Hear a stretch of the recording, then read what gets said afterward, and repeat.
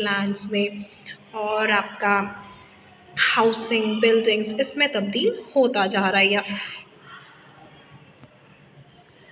Today the vast change in the land use pattern reflect करता है cultural change भी आते जा रहे हैं। Land degradation, landslide, soil erosion, desertification मतलब कल्टीवेटेड सॉइल जो है, जो हमारी सॉइल है वो धीरे धीरे करके रेत बनती जा रही है, जैसे डेजर्ट की सॉइल होती है, आर द मेजर थ्रेट्स है इन्वायरमेंट के लिए because of the expansion agriculture and construction activities.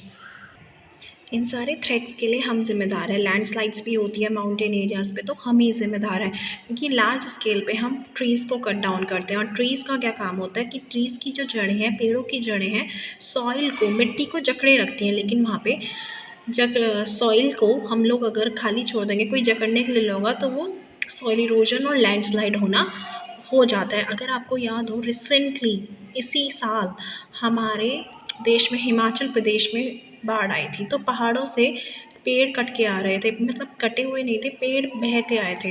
तो वो पेड़ नेचुरली तो टूटे नहीं थे। अगर आपको उन्होंने देखा हो वीडियोज़ में, तो वो पेड़ ऐसे थे कि ह्यूमन एक्टिविटीज़ से काटे गए हैं। वो क्यों काटे गए थे? हमने अपने ही बेनिफिशियल के लिए वो पेड़ काटे। इतने लार्ज स्केल पे वो पेड़ कटे थे, और जिसकी गवर्नमेंट ने कहा, उनको तो कोई नॉलेज ही नहीं थी कि ऊपर पहाड़ों पे पेड़ों की कटाई हो रही है। तो उस पर भी हम जिम्मेदार हैं।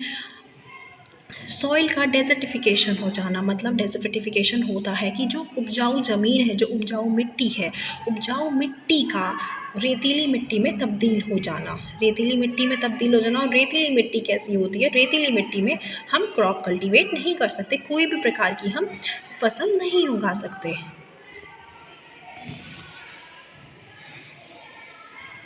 एज अब आप एक ही पिक्चर देख रहे हैं आपकी एनसीईआरटी बुक में, टाइम के साथ पहले हमारी ये वाली रिसोर्सेज होती थी, पहले हमारा लैंड ऐसे दिखता था, पहले हमारी ह्यूमन एक्टिविटीज़ ऐसी थी। थोड़े टाइम बाद यही यहाँ से हट जो है ये पक्का हाउस में तब्दील होने लगी, ये बन गया।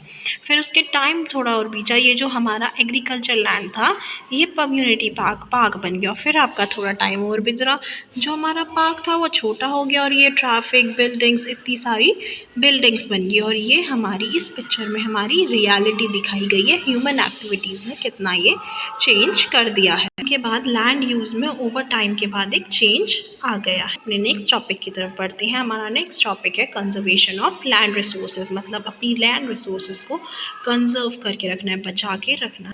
जैसे जैसे हमारी ग्रोइंग पॉपुलेशन, मतलब हमारी जनसंख्या बढ़ती जा रही है, ever growing demand has a large scale, तो हमारी लैंड की ज़रूरतें भी बढ़ती जा रही है। हम लार्ज स्केल पे डिस्ट्रक्शन करते जा रहे हैं, फॉरेस्ट को काटते जा रहे हैं, और उससे crafted fear losing is natural. और आपको पता है कि हमारी फॉरेस्ट में बहुत सारी ऐसी स्पीशीज़ हैं, नेचुरल रिसोर्सेज हैं जो हमें फॉरेस्ट से मिलते हैं, लेकिन हम फॉरेस्ट को काटते जा रहे हैं। तो हमें डर है कि हम एक टाइम पे अपनी सारी प्राकृतिक ऊर्जाओं को खो सकते हैं। At the present rate degradation of land must भी हमें चेक करना चाहिए, एफॉरेस्टेशन करना चाहिए, पेड़ों को लगाना चाहिए, लैंड को टाइम देना चाहिए, रेगुलेट करना चाहिए, यूज़ ऑफ केमिकल पेस्टिसाइड और फर्टिलाइजर्स को कम यूज़ करना चाहिए। चेक्स ऑन ओवर ग्रेजिंग, कभी कभी हमारे जो हम ग्रेस कराते हैं अपने पेट्स को, वो भी घोड़े, गाय, भैंसों को, टंकी, इन सबको, कि वो भी